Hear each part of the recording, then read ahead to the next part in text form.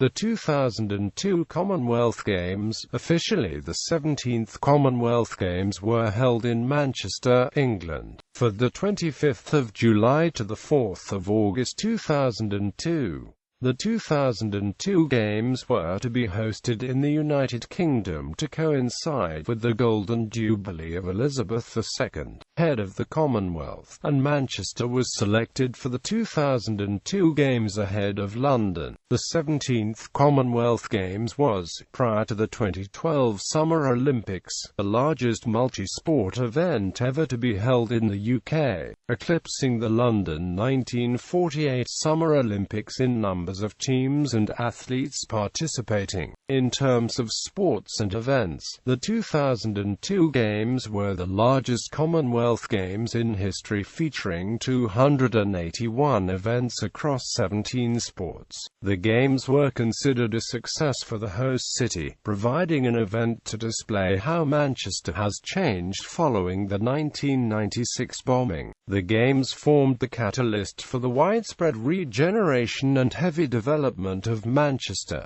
and bolstered its reputation as a European and global city internationally. Rapid economic development and continued urban regeneration of the now post-industrial Manchester continued after the Games, which helped cement its place as one of the principal cultural cities in the United Kingdom. The opening and closing ceremonies, the athletic and the rugby sevens events were held at the City of Manchester Stadium, which was purpose-built for the Games. Unusually for a large multi-sport event, the second largest competition by number of countries and athletes participating, the shooting events were held in the National Shooting Centre in Bisley, Surrey, some 200 miles from the main focus of the Games in Manchester. 72 nations competed in 14 individual sports and 3 team sports events. Sporting legacy includes the British cycling team, who inherited the Manchester Velodrome and went on to win 8 gold medals at the 2008 Olympics, and another 8 gold medals at the 2012 Olympics, partly attributed to the availability of the Velodrome. Manchester City F.C. inherited the City of Manchester Stadium, and as a result, have since found themselves in a desirable investment opportunity in age of foreign football investment. The club was taken over by the Abu Dhabi United Group led by Sheikh Mansour in 2008. Without the stadium, a takeover would have been far less certain. The Games were a formative moment for Manchester and Britain, with then IOC President Jacques Rogge viewing the Games as an important litmus test as to whether Britain could host the Summer Olympics. The success of the Games quickly encouraged and inspired the future London bid for the 2012 Summer Olympics and Paralympics, with London going on to win the bid on the 6th of July 2005, and the Games were successfully staged 7 years later. Background: Queen's Jubilee Baton Relay. The 2002 Queen's Jubilee Baton Relay, the continuation of a tradition that started with the 1958 Games, consisted of the relay of an electronic baton containing a personal message from Elizabeth II across 23 Commonwealth nations. The relay culminated in the arrival of the baton at the City of Manchester Stadium, opening the Games. The speech was then removed electronically from the baton and read by Her Majesty to open the Games. The 2002 baton itself was designed by a company called IDEO, and was constructed of machined aluminium with the handle platted for conductivity. It weighed 1.69 kilograms, reached over 710 millimeters, and was 42.5 millimeters to 85 millimeters in diameter. The Queen's message itself was held in an aluminium capsule inserted into the top of the baton. On either side of the baton were 2 sterling silver coins, designed by Bjwebb. which celebrated the city of Manchester as host of the 17th Commonwealth Games. The baton was also equipped with sensors that detected and monitored the runner's pulse rate. This information was then conveyed to a series of light-emitting diodes via a light behavior module. The lens then transformed the LEDs into a shaft of bright blue pulsating light which synchronized with each new runner. The hearts of the runner and the baton then beat as one until it was passed on, symbolizing the journey of humanity and the essence of life. The Queen's Jubilee Baton Relay passed through over 500 cities, towns and villages across the UK, and a baton was carried by 5,000 individuals, with each runner carrying the baton up to 500 yards. However, on Saturday the 15th of June, the baton was snatched from a runner's hand in the town of Coincide in North Wales. The UK baton runners were made up of people from all walks of life, including athletes, celebrities and local heroes from all over the country. Around 2,500 Jubilee runners were nominated by the community to carry the baton, because they made a special contribution to the community or achieved a personal goal against the odds. The judging of the Jubilee runners was conducted by a panel of judges under the supervision of the Duke of Edinburgh's award in January 2002. The relay was sponsored by Cadbury Schweppes, a major UK confectionery and soft drinks manufacturer. Culture Shock and Festival Live. Culture Shock was the Commonwealth Games cultural program which ran alongside the Games themselves. The events ranged from images of the athlete as hero in sculpture and photography to a Zulu performance at the Lowry. There was an exhibition at the Whitworth Art Gallery called Tales of Power, West African Textiles, and a performance of the film Monsoon Wedding at Clwyd Theatre Cymru. The geographical range was from Cheshire in the south to Blackburn and Cumbria in the north, and included that year the various melas that take place around the region. Culture Shock also ensured that a wide range of cultural events and acts reached the man on the street, with the city centre of Manchester filled with bands, performers, and artists of various forms entertaining the thousands of visitors to the Games. It also coincided with the BBC's 2002 Festival Live series of open-air concerts and celebrations around the country, held to celebrate the Queen's Golden Jubilee. Many of the cultural events were covered by the BBC 2002 radio station, covering the Games. Sports. There were the maximum of 17 sports included in the schedule for the 2002 Commonwealth Games. After experimenting with it on a smaller scale at the 1994 Commonwealth Games and dropping it at the 1998 Games, disabled competitions were held in swimming, athletics, bowls, table tennis and weightlifting. The medals were added to the final tally for each nation.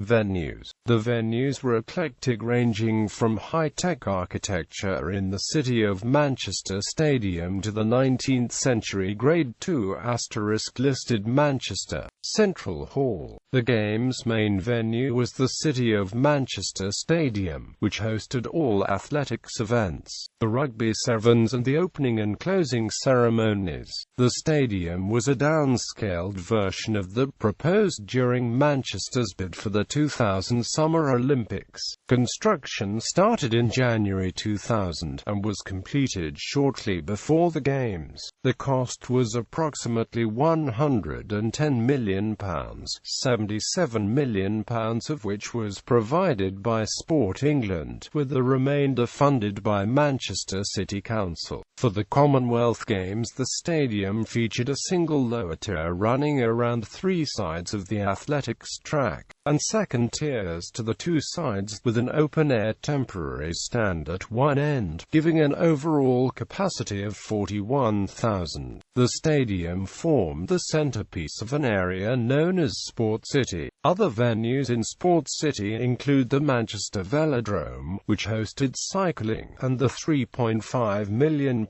National Squash Centre, which was built specifically for the Games. Swimming and diving events took place at Manchester Aquatic Centre, another purpose-built venue, and the only one in the United Kingdom with two 50-metre pools. The Manchester Arena, built in 1994, at the time was the largest arena in Europe and hosted netball and boxing. The shooting events were held at the National Shooting Centre, Bisley. The NSC saw major redevelopment of all its ranges in order to host the full-bore rifle, small-bore rifle, pistol and clay target events. Sponsors: numerous companies ranging from international to local sponsored the 2002 Games. International sponsors included Microsoft and Xerox, and also companies with local links to Manchester including Guardian Media Group, PZ Cussons and United Utilities.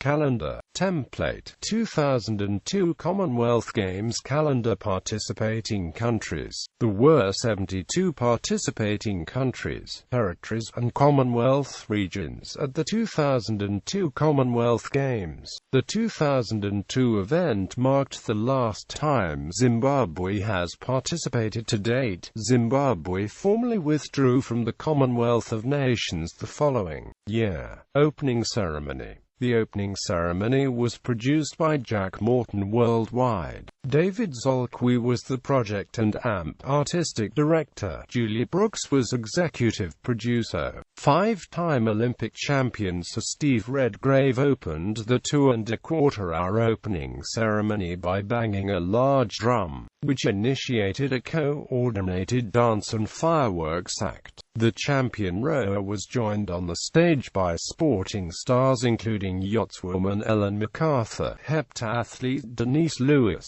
long-distance runner Moses Kiptanui, swimmer Susie O'Neill and sprinter Donovan Bailey. The Grenadier Guards shared the arena with pop band S-Club, and Salford-born opera singer Russell Watson sang the game's theme, Faith of the Heart. While the arrival of HM the Queen was greeted with a fly past by the Red Arrows. England football captain David Beckham helped chaperone Queen's baton final runner Kirsty Howard, assisting the terminally ill 6-year-old to hand the baton to the Queen. A 4,000-strong cast took part in the £12 million spectacular, which in theme and tone consisted of a mix of pomp and pop, combining the ceremonial aspects of the Games with the party-style atmosphere, based on Manchester's reputation as the party city of Manchester. The ceremony was voiced by broadcaster Anthony Davis. The traditional athletes' parade was led by previous hosts Malaysia, and England brought up the rear before the Queen, as the head of the Commonwealth, declared the Games open. All of us participating in this ceremony tonight, whether athletes or spectators, or those watching on television around the world, can share in the ideals of this unique association of nations. We can all draw inspiration from what the Commonwealth stands for: our diversity as a source of strength, our tradition of tolerance,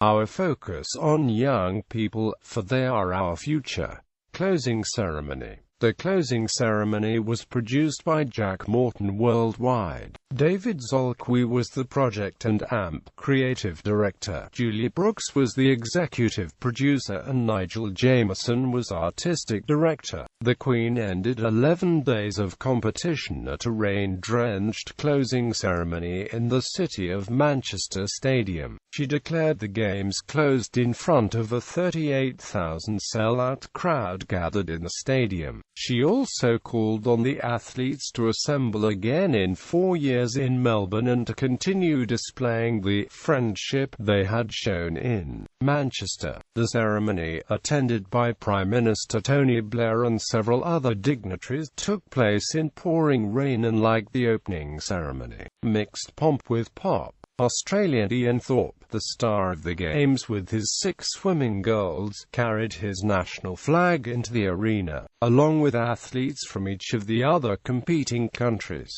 Around 40,000 balloons were released into the rainy Manchester sky as the ceremony concluded with a spectacular fireworks display. Closing ceremony highlights included children covering themselves with red, blue and white paint to portray a giant British flag before unveiling a giant portrait of the Queen as a golden Jubilee gift. The athletes bringing the national flags into the stadium. South African swimmer Nathalie du Toit being honoured as the outstanding athlete of the Games. The symbolic handover of the Commonwealth Games ceremonial flag to Melbourne, host city for the 2006 Games. A spectacular presentation with over 1,700 lanterns, which ended with the message "Seek Peace" lit up in vast letters on the floor of the arena. Coronation Street stars Steve Arnold and Tracy Shaw arriving in one of 40 Morris Minors, which became the center of a song and dance showpiece. Hip-hop DJ Grandmaster Flash encouraging the massed ranks to make some noise, as athletes and volunteers poured into the arena to music from the likes of Will Young, Dave Stewart, Heather Small, Jimmy Cliff and Toploader. Australian singer Vanessa Amorosi sang her signature tune, Shine, and a song about the city of Melbourne. I'll always be a Melbourne girl, just as it began to pour with rain. Aftermath highlights Australian Ian Thorpe set a world record in the 400-metre freestyle swimming. English Zoe Baker set a world record in the 50-metre breaststroke. English track athlete Paula Radcliffe won her first major gold medal in the 5,000 metres, to record a time of 14 minutes 31 seconds and 42 milliseconds, over 20 seconds ahead of silver medalist Edith Massa of Kenya and 1 minute 21 seconds faster than the inaugural running of the event 4 years earlier. In the final of the 100 metres for men, the 2 English favourites both pulled up with injuries. The race was won by Kim Collins of St Kitts and Nevis, winning the country's first Commonwealth title. Simon Whitfield of Canada, the 2000 Olympic champion and the 2008 Olympic silver medalist, won gold in the triathlon. On the last day of track competition, England won gold in both the men's 4x100 and 4x400 relays by tiny margins, recording the same time as the Jamaican quartet in sprint relay and holding off a fast-finishing Welsh team by 1/100th of a second in the longer race, with a winning time of 3 minutes 0 seconds and 40 milliseconds. The women's 4x400 relay was won by Australia after the favourite Jamaican team dropped the baton. In winning the triple jump, England's Jonathan Edwards simultaneously held the World, Olympic, European and Commonwealth Championships and the world record. He would lose the European title a week later in Munich. Another world record was set in the 4,000 metres team pursuit at the track cycling by the Australian team. Scott Chris Hoy took the individual time trial and 19-year-old Nicole Cook of Wales won the women's cycling road race. South African swimmer Nathalie du Toit created history, as well as winning her events in the newly included disabled swimming event. The 18-year-old, missing the lower section of her left leg, made the final of the 800-metre able-bodied freestyle event in one of a small number of disabled sporting events integrated into the Games. In gymnastics, England's Beth Tweddle and Kanukai Jackson took gold in the asymmetric bars and all-around events respectively. Herodotus Georgalis also won the first gymnastics gold ever for Cyprus when tying with Scotland's Steve Frew. legacy, host city and nation. In terms of infrastructure, the Games were the catalyst for the widespread redevelopment of the east of the city, an area which had remained derelict since the departure of heavy industry some decades before. The 2002 Commonwealth Games set a new benchmark for hosting the Commonwealth Games and for cities wishing to bid for them, with a heavy emphasis on legacy. The venue and financial policy of the 2002 Commonwealth Games has influenced future sporting events, including the 2006 Commonwealth Games in Melbourne, the 2012 Summer Olympics in London, and 2014 Commonwealth Games in Glasgow. The cost of hosting the 2002 Commonwealth Games was estimated at approximately £300 million. Prior to the Games, a £100 million was required to fill a financial black hole, and the government agreed to provide the funding required, despite some believing that £300 million was too much. In comparison to other sporting events, the 2002 Games were marked by financial discipline. The cost of the 2010 Commonwealth Games were estimated at $4.1 billion. The London 2012 Summer Olympics are estimated to cost £9 billion, while the 2014 Commonwealth Games could cost as much as £500 million. Sporting legacy included the City of Manchester Stadium, which was turned over to Manchester City Football Club to replace the aging Main Road. It is possible that this provided an incentive which led to the eventual 2008 takeover by the Abu Dhabi United Group led by Sheikh Mansour. Consequently, they have seen a considerable upturn in the success, with a series of transfers which has increased the profile of Manchester further, as Manchester City have become title challengers. Indeed, journalists have stated Mansour would not have bought the city had the club not had the 50,000 stadium. The Manchester Velodrome was built in 1994 in preparation for an Olympic bid, but subsequently hosted the 2002 Commonwealth Games. Since opening in 1994, it has been cited as a catalyst for Britain's successes in track cycling since 2002. At the 2008 Olympics in Beijing, the Great British Cycling claimed 8 of the 18 gold medals on offer, including 14 of the 54 medals available altogether. This unprecedented achievement was partly attributed to the availability of a velodrome. Local communities benefited from facilities built for the Games, such as the Manchester Aquatics Centre, the Northern Regional Tennis Centre and the National Squash Centre. There were comprehensive upgrades of Bellevue and Moss Side leisure centres serve the local communities. Olympic President Jacques Rogge said the Games had gone a long way to restoring Britain's credibility in terms of hosting big sporting events. It has since been said that the success of the Games was a major factor in reassuring the UK's sporting authorities and the government that the country could successfully stage major successful international sporting events, and that, without them, London's successful bid for the 2012 Summer Olympics would not have come about. Public houses and restaurants in Manchester reported a threefold increase in takings during the Games, and local tourism board Marketing Manchester estimates some 300,000 more visitors will come to the city each year as a result of its increased profile. It is estimated that by 2008 £600 million has been invested in the region as a result of the Games, and that about 20,000 jobs had been created.